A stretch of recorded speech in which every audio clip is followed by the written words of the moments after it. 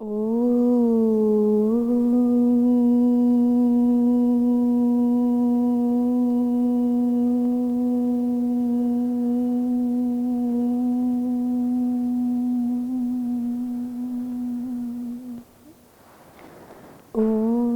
श्री परमात्मने नमः। ओम श्री गुरुभ्यो नमः। ओम सर्वेभ्यो नमः।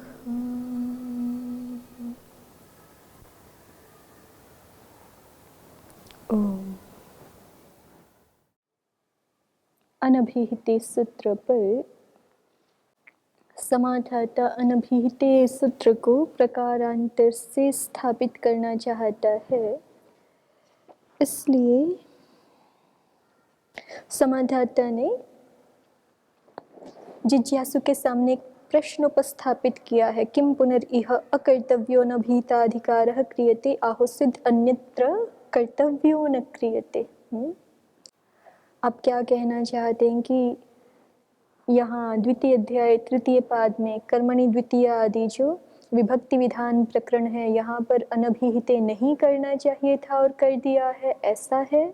या फिर अन्यत्र कर्तव्यो न क्रियते, अन्यत्र कहाँ? कर्तरी शब्द में, या फिर प्रागिवाद कहाँ में, या ईषद समाप्त आदि सूत्रों में, वहाँ पे करना चाहिए था और नहीं किया है आचार्य ने। आप किस बात को दोष के रूप में कहना चाहते हैं? ये प्रश्न किया है। तो जिज्ञासु ने कहा इह अकर्तव्यः क्रियते। जिज्ञासु कहता है मैं ऐसा समझ रहा हूँ कि यहाँ करना नहीं चाहिए था। यहाँ कहाँ? कर्मणि द्वितीय आदि विभक्ति विधान प्रकरण में करना नहीं चाहिए था, लेकिन कर दिया है। एष एव हि न्याय्यः यद् अभिहिते विहितं न स्यात्। क्योंकि ये न्याय्य बात है कि अभिहिते विहितं न स्यात्। तो जब हम इस सिद्धांत को मान रहे हैं अभिहिते विहितं न स्यात्, तो जो वो अन्यत्र स्थल हैं कर्तरी शपादि, वहाँ तो नहीं किया हुआ, ठीक है, अपने आप ही समझा जाएगा कि अनभिहित में ही कार्य हो रहा है ना। और ऐसे ही कर्मणि द्वितीय आदि प्रसंग में भी अपने आप ही अनभिहिते समझा जाएगा, करने की आवश्यकता नहीं है, क्योंकि हम इस बात को न्याय्य तथ्य मान रहे हैं कि अभिहित अर्थ को कहने के लिए फिर से कोई अन्य विहित कार्य नहीं होता है। अनभिहितस्तु विभक्त्यर्थस् तस्माद् अनभिहित वचनम। समाधाता की ओर से अब कहा जा रहा है जिज्ञासु को, अभिहिते ही प्रथमा भावः अनभिहितस्तु विभक्त्यर्थः। समाधाता ने कहा कि विभक्त्यर्थ अनभिहित है। तो समाधाता क्या कहना चाहता है?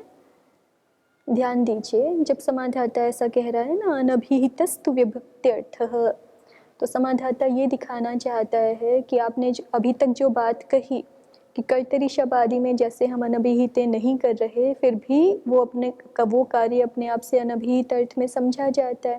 ऐसे ही कर्मणि द्वितीय आदि में भी हम अनभिहिते कहेंगे नहीं, समझ लिया जाएगा, है ना।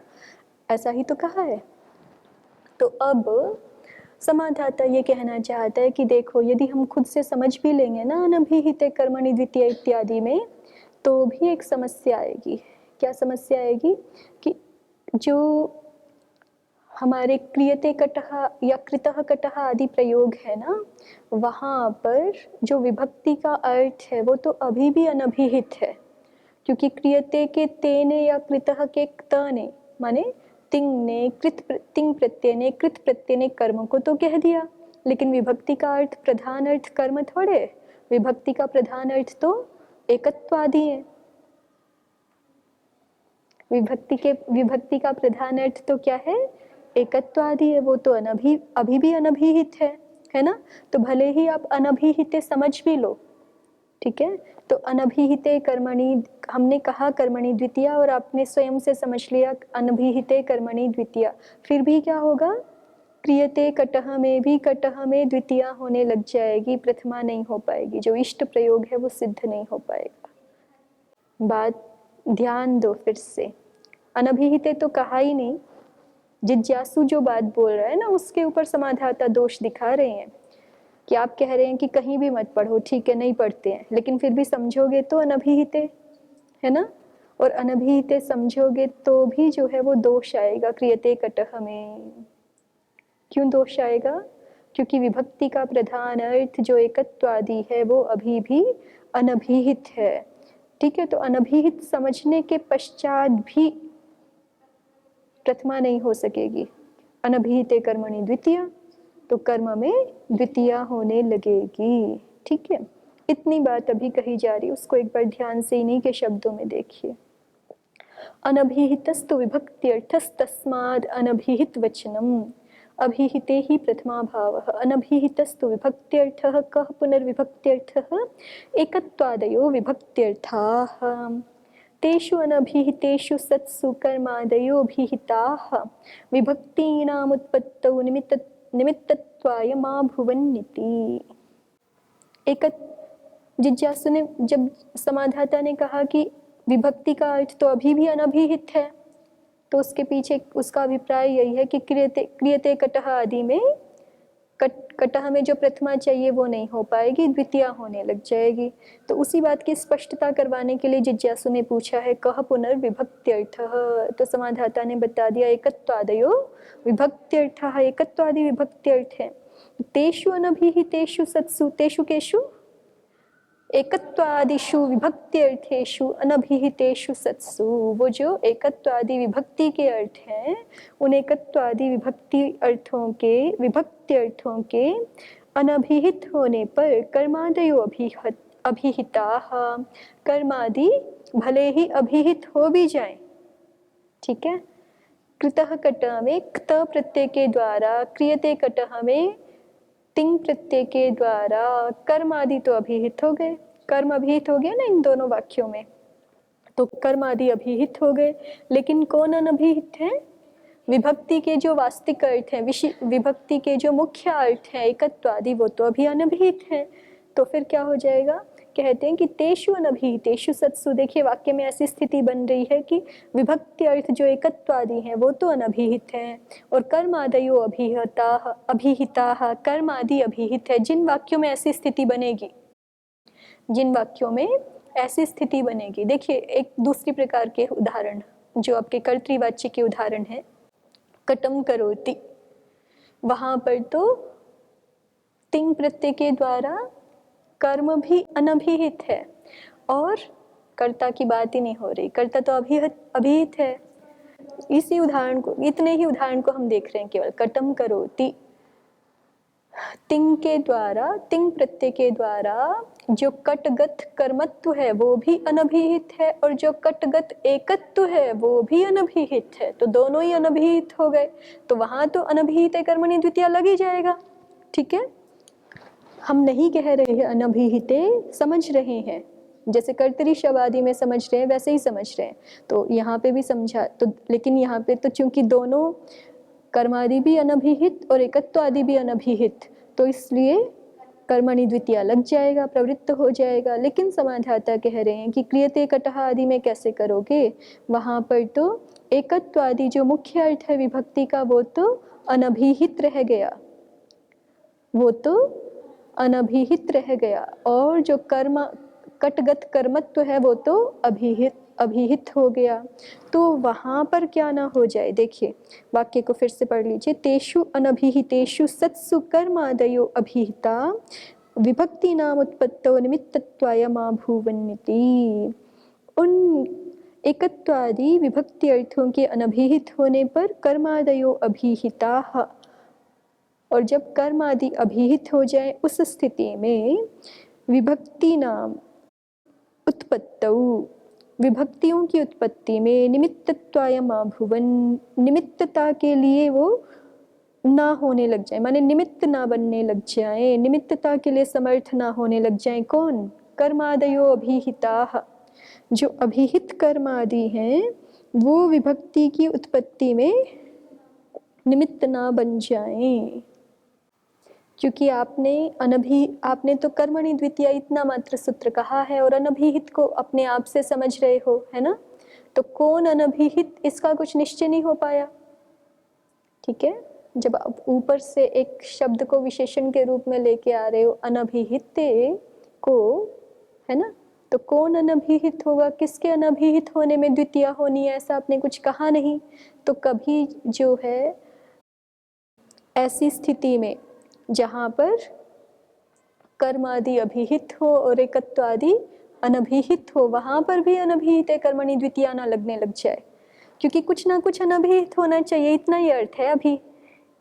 अनभिहिते कर्मणि द्वितीया का अनभिहिते, जब आप इसको एक तरह से अध्याहृत कर रहे हैं अनभिहिते को, है ना, अपने आप से समझ रहे हैं, स्वयं अवगम्यमान है वो, तो फिर उसका संबंध किसके साथ है ये नहीं पता।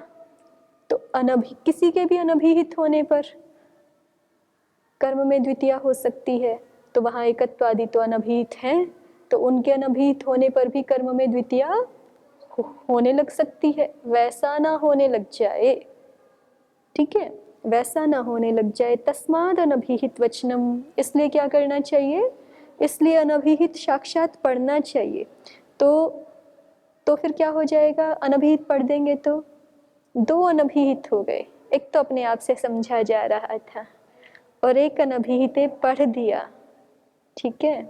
तो फिर माने जब दोनों अनभिहित होंगे तभी कर्म में द्वितीया होगी। अगर कुछ भी अभिहित हो गया तो फिर कर्म में द्वितीया नहीं होगी। तस्माद अनभिहित वचनम तस्माद अनभिहिताधिकारः क्रियते अवश्यम चैतद एवं विज्ञेयम्। और समाधाता अपनी बात को अवश्य स्पष्ट कर रहे हैं कि अवश्यम चैतद एवं विज्ञेयम्, ये इस बात को अवश्य ऐसा ही समझना चाहिए। एकत्वादयो विभक्त्यर्थः इति, कि ये एकत्वादि ही विभक्ति के अर्थ हैं। कोई कहे कि एकत्वादि कहाँ विभक्ति के अर्थ होते हैं, विभक्ति का अर्थ तो कर्म करण आदि है ना, चतुर्थी संप्रदाने का है तो संप्रदान विभक्ति का अर्थ है। आप कैसे कह रहे हैं कि एकत्वादि विभक्ति के अर्थ हैं और वो एकत्वादि तो जो है अनभिहित है, ऐसा आप कैसे बता रहे हैं। किसी के मन में ऐसा प्रश्न हो तो उसको समाधाता स्वयं ही स्पष्ट कर रहे हैं। अवश्यम चैतद एवं विज्ञेयम् एकत्वादयो विभक्त्यर्था इति अभिहिते ही प्रथमा भावः। ये आपको अवश्य ऐसा ही समझना पड़ेगा कि एकत्वादि ही विभक्ति के अर्थ हैं।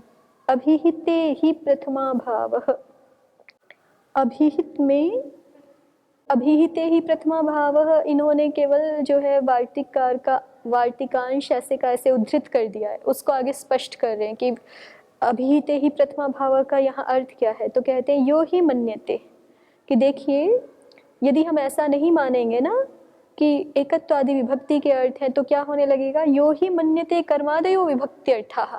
जो व्यक्ति ऐसा मानता है कि विभक्ति के अर्थ तो कर्म करण आदि हैं, तो फिर उसके मत में क्या होने लगेगा, तेषु अभिहितेषु, वो कर्म आदि तो अभिहित हो गए, तो सामर्थ्यान में विभक्ति नाम उत्पत्ति न भविष्यति इति।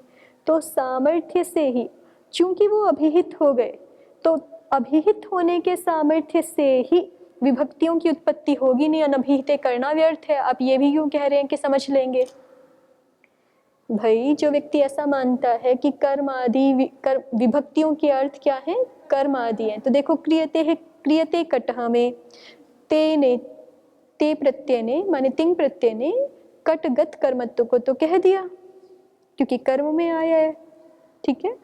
तिंग प्रत्यय कर्म में आया है तो इसलिए कटगत कर्मत्व को तिंग ने कह दिया। तो कटगत कर्मत्व को जब तिंग ने कह दिया तो क्या, ये तो अभिहित हो गया, ठीक है। और अभिहित होने के सामर्थ्य से ही इसमें द्वितीया नहीं होगी, क्योंकि अभिहित में प्रथमा समझी जाती है, अभिहिते प्रथमा भवति, ये नियम है, ठीक है। तो अभिहित में प्रथमा होती है, इस चूंकि वो अभिहित हो गया, इस सामर्थ्य से ही वहां पे द्वितीया पा ही नहीं रही है, तो वहां पे द्वितीया ना हो उसको हटाने के लिए अनभिहिते कहने की आवश्यकता क्या है भाई। कर्मणि द्वितीया में आप अनभिहिते इसीलिए तो लगा रहे हैं कि क्रियते कटह कृतः कटह आदि में कट में द्वितीया ना होने लग जाए, तो कह रहे हैं कि वहां तो स्वयं पाएगी ही नहीं, ठीक है। अभिहित होने के सामर्थ्य से ही वहां पर, यदि आप ऐसा मानते हैं कब कि विभक्ति का अर्थ कर्म है, तब वो विभक्ति का अर्थ अभिहित हो गया ना, विभक्ति का जो अर्थ था, द्वितीय का जो अर्थ, द्वितीय विभक्ति का जो अर्थ था कर्म, वो तो ते के द्वारा कह दिया गया, और जब कह दिया गया तो मुख्य अर्थ तो कथित हो गया, कथित हो गया तो तत्सामर्थ्य से ही उसमें द्वितीय प्राप्त है ही नहीं, तो फिर कर्मणि द्वितीय में आप अनभिहिते करना क्यों चाहते हैं? तो फिर तो आपका अधिक करना या समझना, इतना तो जिज्ञासु स्वीकार कर रहा था ना भाई, ये तो मान रहा था कि ठीक है करो मत, समझो अपने आप से, ठीक है, अनभिहिते संबद्ध होगा सूत्र में, अपने आप से समझ लिया जाएगा, इतना तो मान ही रहा था। तो समाधाता कह रहा है कि इतना भी फिर ये जो आप सिद्धांत रख रहे हो कि समझो या अध्याहार करो इसमें अनभिहिते का, वो भी नहीं बात बनेगी यदि आप विभक्तियों का अर्थ क्या मानेंगे, कर्मत्वादियों को, ठीक है। फिर तो यहाँ पे अनभिहिते पद को समझने की भी आवश्यकता नहीं है। फिर प्रथमा तस्य न प्राप्नोति, आगे देखिए, यो हि मन्यते कर्मादयो विभक्त्यर्थाः तेषु अभिहितेषु सामर्थ्यान्मे विभक्तीनाम उत्पत्तिर् न भविष्यति। जो ऐसा मानता है कि कर्मादि विभक्तियों के अर्थ हैं और उनके अभिहित हो जाने पर सामर्थ्य से ही मेरे मत में विभक्तियों की उत्पत्ति नहीं होगी, तो चलो इतना मान लिया। समाधाता ने ये वैसे अपने पक्ष में बात कही है, लेकिन जिज्ञासु इसको कहे कि चलो ये तो और अच्छा है, ठीक है, अनभिहिते जो है बनाना भी नहीं और समझो भी मत, अध्याहार की भी आवश्यकता नहीं, ठीक है। तो फिर समाधाता कहते हैं नहीं, इतने पे नहीं रुक रहे हैं ये तो चलो ठीक है, ये तो इष्ट ही सिद्ध हुआ, क्योंकि नहीं भी कह मतलब हमें एक तो होते हैं ना कि बोध में गौरव, एक तो प्रयत्न गौरव, अनभिहिते साक्षात पढ़ रहे हैं तो पढ़ना पड़ रहा है, एक समझे भी तो भी बोध में गौरव, ठीक है। और अब कह रहे हैं कि समझने की भी आवश्यकता नहीं, तो ये तो अच्छा ही है ना, बोध में भी लाघव हो गया और करना भी नहीं पड़ेगा, तो प्रयत्न भी लाघव हो गया, तो कोई समस्या नहीं है। और क्रियते कटह आदि प्रयोग भी इष्ट प्रयोग सिद्ध हो रहे हैं, वहाँ यही तो चाहिए कि कटह में द्वितीय ना हो, ठीक है, तो प्रयोग में भी कोई समस्या नहीं, तो ये तो सब तरह से इष्ट सिद्धि हो रही है, इसमें समस्या क्या है? तो समाधाता कहते हैं नहीं, समस्या ये है प्रथमा तस्य न प्राप्नोति। अब जो आप दिखा रहे हो ना कि कर्मादियों को विभक्ति का अर्थ मानेंगे और फिर वहाँ पर जो है वो प्रथमा तो इष्ट प्रथमा प्राप्त हो जाएगी, तो कह रहे हैं कि वो प्रथमा भी नहीं प्राप्त होगी। क्यों नहीं प्राप्त होगी? प्रथमा तस्य न प्राप्नोति, इसलिए जो है वो अभिहिते ही प्रथमा भाव का कहीं पर तो अर्थ करते समय हमें ये भाव लेना होता है कि अभिहित में प्रथमा हो जाती है, और जब यहाँ पे आते हैं इस पॉइंट पर सबसे जब दोष दिखा रहा है समाधाता अंतिम में, तो प्रथमा तस्य न प्राप्नोति माने प्रथमायाः अभावः प्रथमा भावः, ठीक है, तभी तो अर्थ ये निकलेगा कि प्रथमा तस्य न प्राप्नोति, अवग्रह चिन्ह मानना पड़ेगा वहाँ पे, प्रथमा का अभाव, ठीक है, अभिहित में उसमें प्रथमा भी नहीं पाएगी। प्रथमा तस्य न प्राप्नोति, ऐसा जो व्यक्ति कहेगा कि कर्मादि विभक्ति के अर्थ हैं, उसके मत में प्रथमा विभक्ति प्राप्त नहीं होगी। पूछा कहाँ प्राप्त नहीं होगी, तो क्रियते कटह आदि को नहीं लिया, क्योंकि वहाँ तो अभिहिते प्रथमा है कहा हुआ। दूसरा उदाहरण लेकर के आ गए कि कह रहे हैं वृक्षः प्लक्षः में जो आप प्रथमा करते हो ना, वो नहीं पाएगी। क्यों नहीं पाएगी? किम कारणम, तो कहा प्रातिपदिकेन उक्तः प्रातिपदिकार्थः, ये प्रातिपदिक के द्वारा प्रातिपदिक के अर्थ को कह दिया गया है, इसलिए उक्तार्था नाम प्रयोग, आप यही तो कह रहे हो शुरू से, इसीलिए तो अनभिहिते का भी खंडन कर रहे हो। तो वृक्षः प्लक्षः में वृक्ष जो शब्द है उसी वो प्रातिपदिक है, प्रातिपदिक संज्ञा है ना वृक्ष की, किससे? अर्थवद धातुर प्रत्यय प्रातिपदिकम, तो प्रातिपदिक ने ही प्रातिपदिक के अर्थ को कह दिया, तो जो आप प्रातिपदिकार्थ में प्रथमा विधान कर रहे हो वो नहीं पाएगी, ठीक। और वैसे तो इसी दोष को वहां भी संबद्ध कर सकते, क्रियते कटह में कर्मादि तो अभिहित हो गए, बस वहां पे इसलिए नहीं दिखाया क्योंकि वहां पे कर्मत्व तो साथ में जुड़ा हुआ है, और अभिहित कर्म आदि में प्रथमा का विधान अभिहिते प्रथमा वाक्य से हो जाता है, ठीक है। अभिहित जो कर्म आदि है तो वो कर्म ही ना, क्रियते कटह में कटह, भले ही हमने करोति कटम ना करके बोल करके क्रियते कटह बोल दिया, कटह में प्रथमा हो गई, लेकिन फिर भी है तो वो कर्म ही, ठीक है। तो वो अभिहित कर्म है, इसलिए उस उदाहरण को नहीं लिया। कहीं पे अभिहित करण हो सकता है आदि, ऐसे नहीं, अभिहित करण तो बनेगा नहीं, बहुत जो है वो विशेष रूप से दो ही होते हैं, कर्ता या कर्म, अभिहित अनभिहित। कर्ण आदि तो अनभिहित ही रहते हैं, क्योंकि तिंग के द्वारा, कृत के द्वारा, विशेष रूप से दो के द्वारा, तिंग कृत के द्वारा तो करण कहा नहीं जाता ना कहीं पर भी। तिंग और कृत के द्वारा तो विशेष रूप से कर्ता कर्म, ठीक है, यही कहे जाते हैं। तो इसके लिए उदाहरण ऐसे दिखा रहे हैं, वृक्षः प्लक्षः किम कारणम प्रातिपदिकेनोक्तः प्रातिपदिकार्थः। तो प्रदीप हम देख रहे थे यहाँ पे थोड़ा, इदानीमेकत्वादीनां विभक्त्यर्थत्वमाश्रित्य सूत्रं समर्थयितुम् आह। समाधाता सूत्र का समर्थन करना चाहता है, अर्थात अनभिहिते सूत्र को रखना चाहता है। एकत्वादीनां विभक्त्यर्थत्वमाश्रित्य, एकत्वादि विभक्तियों का एकत्वादियों का विभक्त्यर्थ आश्रित करके, एकत्वादि विभक्ति के अर्थ है ऐसा मान करके सूत्र को स्थापित करना चाहता है समाधाता। कर्मणि द्वितीयादेर बहुषु बहुवचनम इत्यादिना एक वाक्यता। कर्मणि द्वितीया इत्यादि पूरे प्रकरण की बहुषु बहुवचनम इत्यादि दो सूत्रों के साथ एक वाक्यता होती है। जहाँ कर्म एक है, जहाँ पे कर्म कर्ता करण संप्रदान आदि एक एक है या दो दो हैं, तो वहाँ पे तत्त सूत्रों की, कर्मणि द्वितीया इत्यादि सूत्रों की द्वेकयोर द्विवचनैक वचने सूत्र से एक वाक्यता हो जाएगी। और जहाँ पे कर्मादि का बहुत्व है तो वहाँ पे कर्मणि द्वितीया इत्यादि सूत्रों की बहुषु बहुवचनम के साथ एक वाक्यता हो जाएगी। तत्र यदा एकत्वादीनि विशेषणानि कर्मादीनि विशेष्याणि एकस्य यत् कर्म तत्र द्वितीयैकवचनमिति तदा कर्म द्वितीयार्थः संपद्यते। देखिए, दो स्थितियां दिखाई थी, हम पहले देख चुके हैं, आवृत्ति कर लेते एक बार।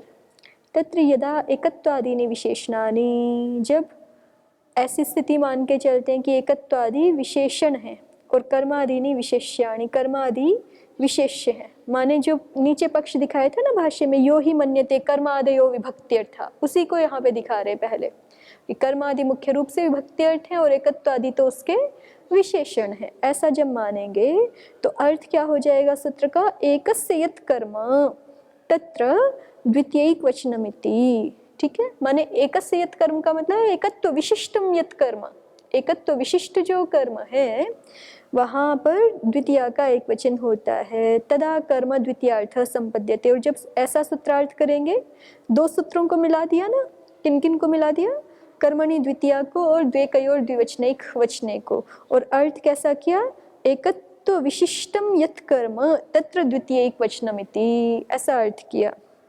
तो फिर उस स्थिति में तदा कर्म द्वितीयार्थ संपद्यते, उस स्थिति में कर्म द्वितीयार्थ संपन्न हो जाता है।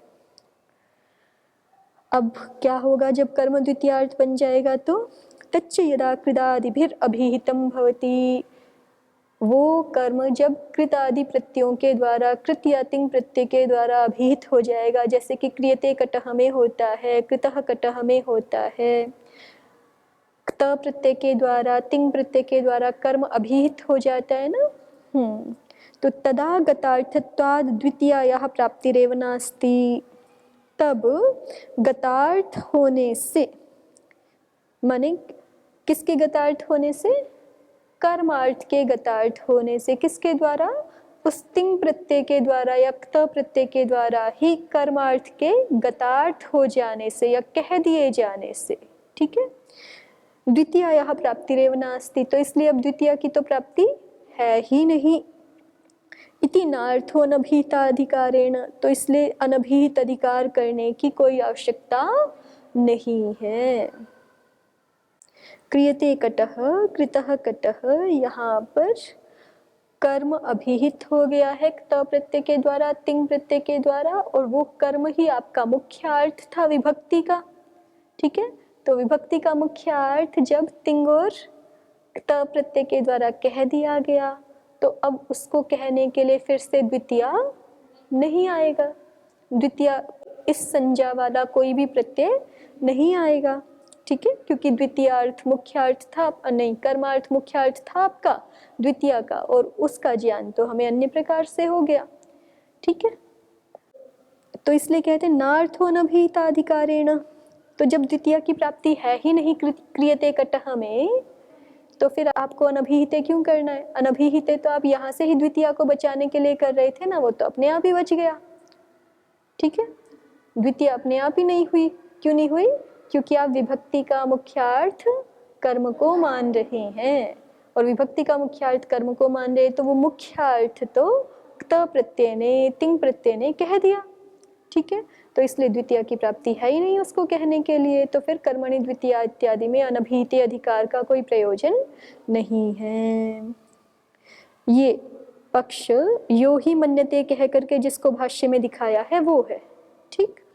अब आगे देखिए, प्रथम पक्ष जो समाधाता ने पहले दिखाया था कि विभक्ति के अर्थ एकत्वादि है, वो पक्ष यदा तु कर्मादीनां विशेषणत्वम एकत्वादीनां विशेष्यत्वम, जब ऐसी स्थिति बनेगी कि कर्म आदियों का तो विशेषणत्व है और एकत्वादियों का विशेषत्व है, तो फिर कर्मणो यद एकत्वादि तत्र द्वितीय इति, तो फिर कर्म का जो एकत्वादि अर्थ है उसको कहने के लिए द्वितीय विभक्ति आती है, कर्म को कहने के लिए द्वितीय विभक्ति नहीं आती।